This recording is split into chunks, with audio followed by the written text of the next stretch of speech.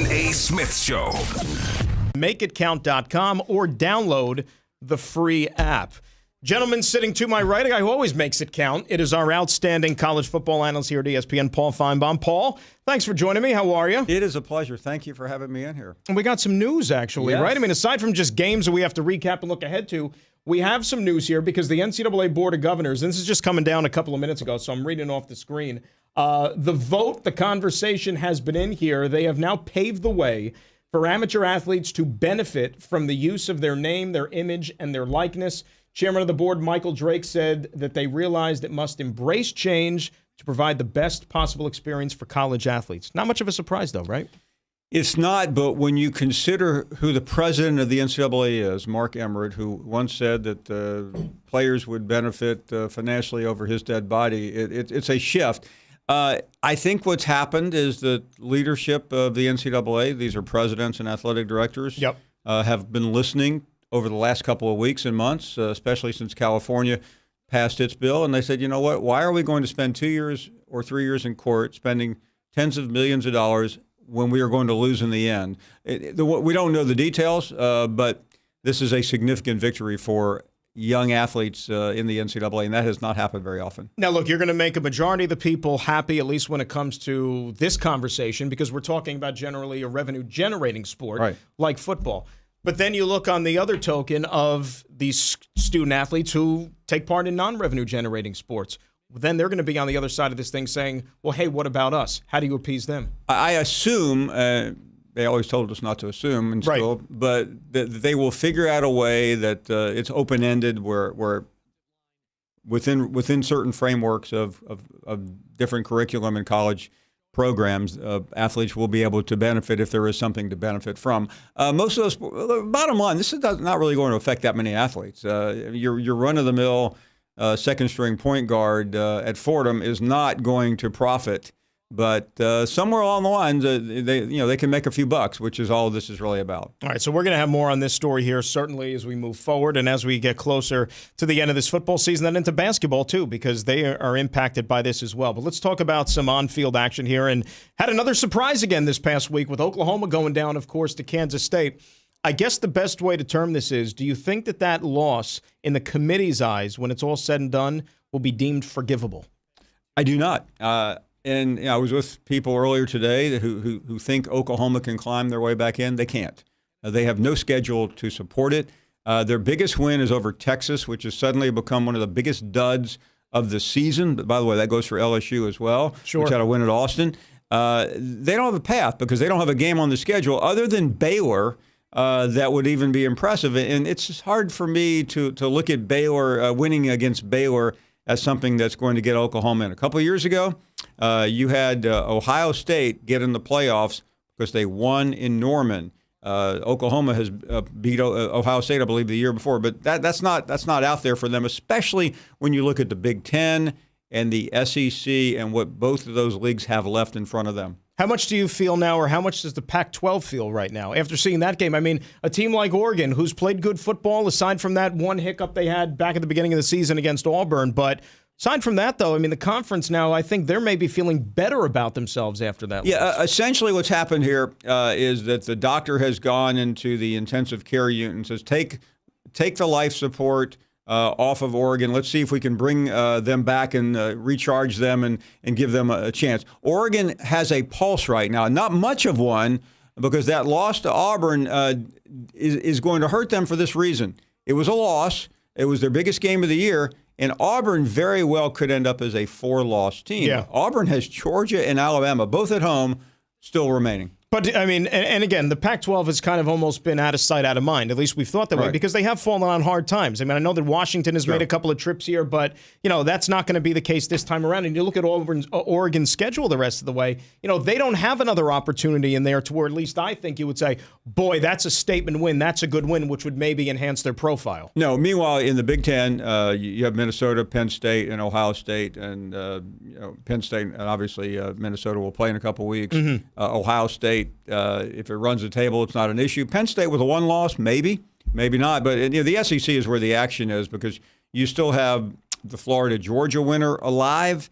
and obviously the Alabama LSU winner, and possibly maybe likely the Alabama LSU loser. Talking college football with Paul Feinbaum here on the Stephen A. Smith Show on ESPN Radio and ESPN News. We're all looking ahead to LSU Alabama in a couple of weeks. Naturally, that's the game that everybody's circled here, and a lot of it is going to be determined by what happens with the health of Tua Tagovailoa. Still very early in the process. He's going to try to practice here, but is there legitimate concern that he's not going to be anywhere near 100% for this game? Yeah, I mean, listen, a week ago, I didn't think he would be 70%. But since then, it started hearing from insiders, and they happen to be legitimate, because Nick Saban has confirmed it, especially yesterday at a speech, that Tua is not as bad as he was a year ago when he had the same surgery on his plant foot. So listen, I can't predict, nobody can, what it's going to be like when he gets out there. I think it's all going to come down to, can he take a hit, and is he going to be mobile? LSU's defense is good. They're not elite like they have been, right? But they're getting better, and they slowed Auburn down the other day. But it's the offense of LSU that's the quagmire for Alabama. It very well could be a shootout, and in that case, LSU might be the favorite because they have really the more potent offense with a healthy Joe Burrow. But odds makers right now have the game at about 8. -8 for Alabama. That's a big number without knowing. To me, it is. Without knowing Tua's health. I mean, again, these are lines thrown up against the wall offshore. If it turns out that Tua can't play very well, that line will come down. But without Tua in the game or being effective, I don't think Alabama can win. Well, think about it, too. I mean, you made a comment there about LSU's defense, and you're 100% right, because for so long we've thought of them as the team that just can't figure the offense out, right? And they tried so hard, and that was part of the downfall of Les Miles that ultimately cost him his job. We could also say the same thing, though, this year about Alabama, because that defense was charged for so many years. It's just not on that level this year. It's still good, but not at the level that they were for the last several years. Watching the Auburn-LSU game, I thought that was Alabama's defense for Auburn. Yeah. I mean, their front four is just world class. A couple of NFL first-rounders in there. Alabama has a good defense, but they have not finished plays. They have not finished series. So I think you have something similar. You have two very good, amazing offenses, two good defenses. Home field shouldn't be the deciding factor because LSU last year had Alabama at Tiger Stadium in Baton Rouge and lost 29-0.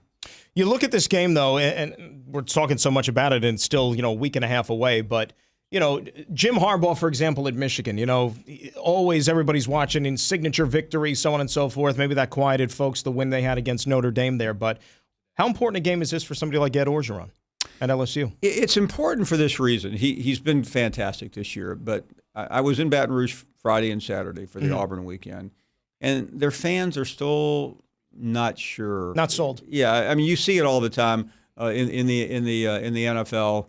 Yeah, we're having a great season, but we have to go to Foxborough. Can we beat Belichick? No, and it's always the same result. There are very few programs that have had any consistency. Well, let me back up. Nobody's had any consistency with Alabama in the last couple of years except Dabo Swinney. He's won 2 out of the last 3, and after that, Alabama's lost, I think, 2 home games in the last 7 years. So it doesn't happen very often. And I think on the Alabama side, there's a quiet air of confidence that we've dealt with LSU before. Do you have any read on this Clemson team? I mean, they're undefeated. They beat the teams that are on their schedule. They had the close call, of course, against North Carolina. But you look at their resume. I mean, A&M. It's terrible. You know what I'm saying? So, I mean, and we've seen Trevor Lawrence throw some up for grabs this year. Do you think this is a case of a team kind of like lying in the weeds a little bit, and then when they get to that point later in the season in the playoff, now we're going to really step our game up, playing to the level of their competition? I think they're waiting because they could look at that schedule too and go, why bother? Trevor Lawrence looks like a guy who's just experimenting. He knows he came into the season not only as the Heisman favorite, but he was a generational quarterback, and he's trying to make Tom Brady, Peyton Manning, Mahomes type throws. He's not doing it this year because I just don't think he's 18 years old and this is a cakewalk. It's human nature. I still think they're a good team. I don't think they're elite like they were last year. Last year they were a generational team. What happens when they get to the playoffs is hard to predict. They had that one scare, which but I don't see anyone else on the schedule that is going to threaten them. And, the other problem, and it's almost guilt by association, and it's odd to say because this is a team that's won multiple championships here. But you look at that ACC from top to bottom. I mean, it's a joke, especially on the coastal side. And I've long been a proponent, Paul. I am not a fan of these divisions because no two divisions are created equal, and you have to have these necessary conference championship games. I mean, is it really going to do us any good to see Clemson play, North Carolina, Virginia, whoever it is, in a conference championship game? The divisions are for TV. And I live in that culture, having a program every day on the SEC network, and part of it is for this reason. You can manufacture total BS. Man, you got that big NC State that not anyone outside of that zip code cares about. But it's like in the NFC or the AFC. You got these, Chicago playing Detroit.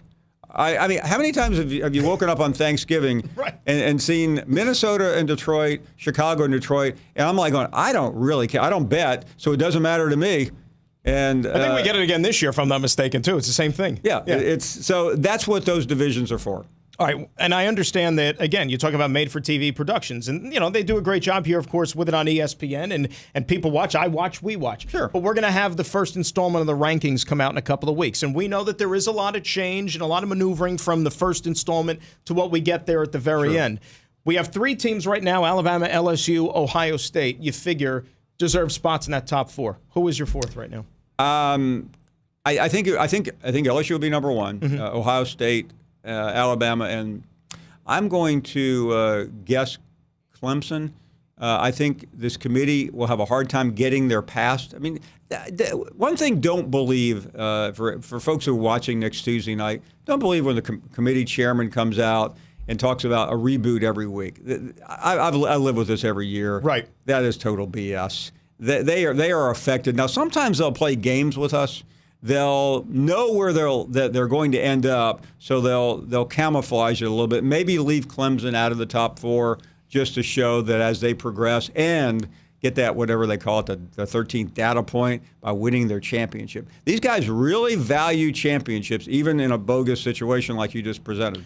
We've never had a 2-loss team get into the playoff. There's only been one-loss true conference champion knock it in. That was Ohio State there last year. When you look at some of the parity that could ensue over the next couple of weeks, because look, it's been for the last 3 successive weeks. We've seen Georgia lose. We saw Wisconsin lose. This past week, of course, we had the big one with Oklahoma.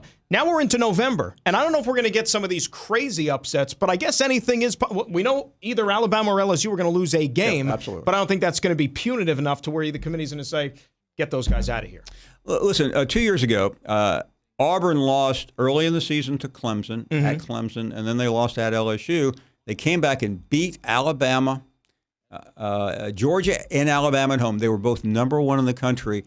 Had they gone to Atlanta and beaten Georgia in a rematch, they would have gone to the playoff. There's probably not going to have a situation like that happen this year. Auburn is 2 losses, so that's why I mentioned that. Could they beat Georgia and Alabama at home? Yes, but I'm not sure they would be able to accomplish enough because there would be a multiple tie. But it's also worth remembering Alabama 3 years ago did not win its own division.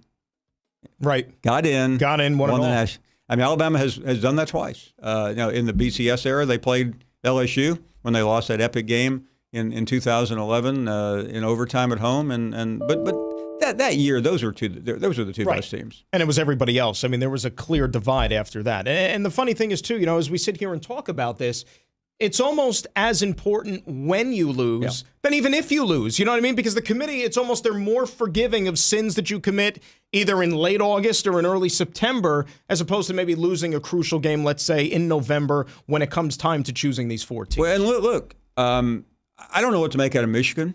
They came out of their shell the other night. But what if Ohio State goes to Michigan and loses by 1 point on a 47-yard field goal?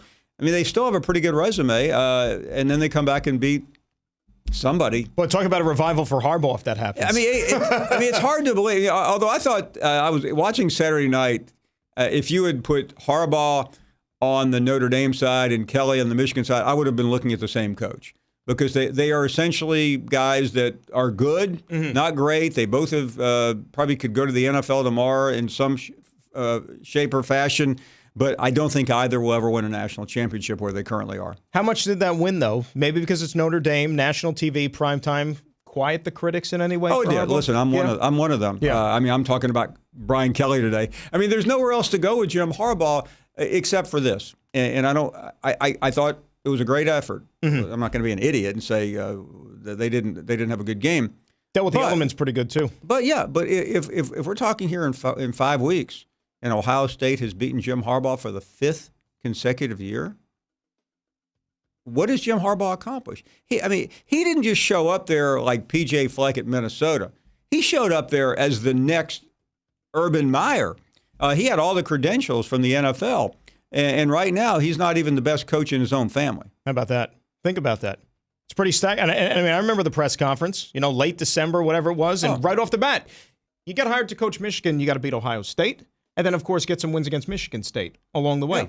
He hasn't done that consistently. Yeah, he blew that first game against Michigan. And fluky, listen, sure, but he's been all. It's all about the IMG camp, going to Normandy, going to see the Pope. That's all great, but at some point, and I'm not moving the goal lines here. I'm just telling you, if he's 0-5 against Ohio State, I don't know where his path is. So it comes down to that. He survived. He split Penn State and Notre Dame. Okay.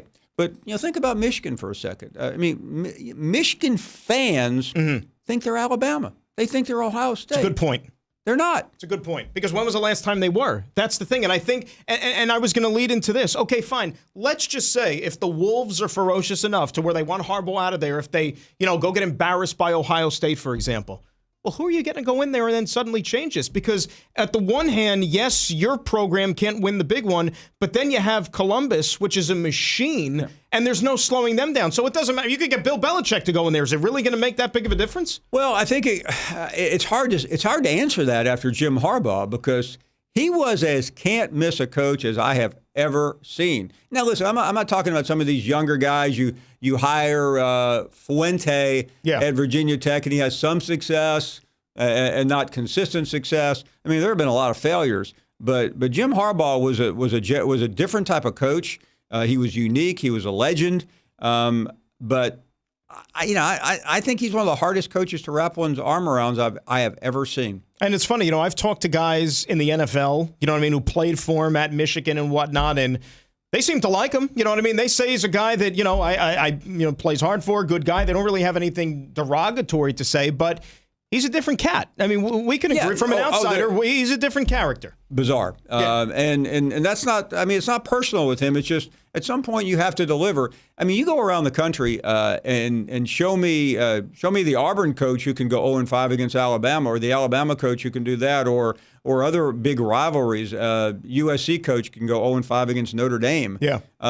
And that's why Urban Meyer, whether you like him or not, and listen, he's hard to like, was so successful. He was a cold-blooded killer as a head football coach. He lost 2 games the last 2 years on the road at Purdue and Iowa. They cost him shots at the national championship. He lost 1 game in 2015 with the best team in college football that year. Ezekiel Elliott. They were unbelievable. He lost on a rainy day against Michigan State.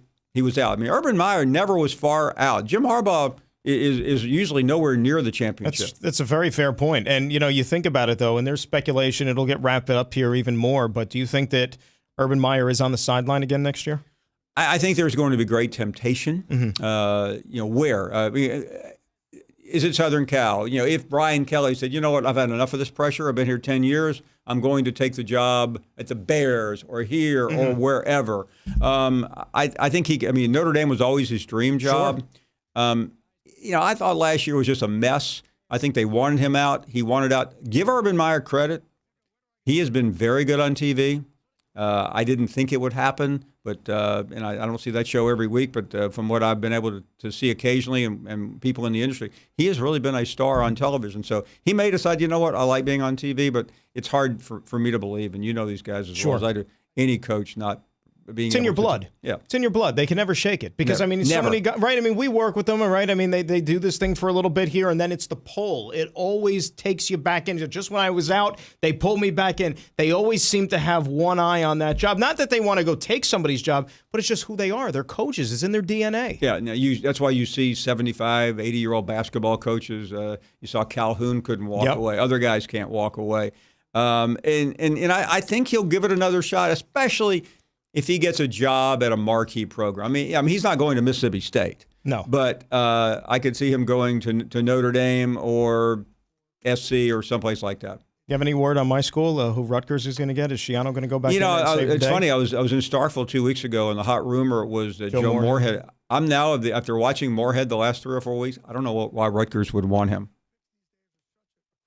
Bring Shiano back. I believe I'm on Team Shiano. I'm with you on that because I think One guy Shiano, who's recruited all these guys that are playing for the Patriots in the Super Bowl, first-round picks in the NFL, he recruited them, he coached them. Belichick loves them. It's worth remembering, too, to folks out there that don't swim in this toxic waste like I do every day, that Shiano was hired by Tennessee. He was hired. Yep. The plane was there. He was ready to go to the news conference. And then this vicious, malicious, scurrilous campaign about what happened, what never happened at Penn State. Correct. Began to be propagated by a couple of influence peddlers down south. And they withdrew the offer, and they ended up 8 choices later with Jeremy Pruitt. And how's that working out? And the AD for got him? fired. Yeah, how's that working out for him? Paul Feinbaum, outstanding college football analyst. Oh, there we go. What a pleasure. What a pleasure. This was Great a to lot see of you. fun. Thank you. Absolutely, Paul. Thanks for joining All us the here. best. Do you have frequent heartburn? Antacid stashed everywhere in case it pops up? Well, now you can experience what zero heartburn feels like by joining the Prilosec OTC 2-week challenge. Just take 1 pill a day for 14 days and experience 24 hours of zero heartburn. Kick your antacid habit. Sign up on PrilosecOTC.com today. And when you sign up, you get $3 off to help you get started, plus 14 days of tips, tricks, and reminders. That's PrilosecOTC.com. Zero heartburn is possible with Prilosec OTC. Use as directed for 14 days to treat frequent heartburn, not for immediate relief. It's Dan Graca in for Stephen A. It's the Stephen A. Smith Show on ESPN Radio and ESPN News. Here's the Select Quote term life insurance difference. Most companies give you one option, one policy, one rate. But Select Quote shops and gets you up to 10 options from highly rated life insurers for a free personalized quote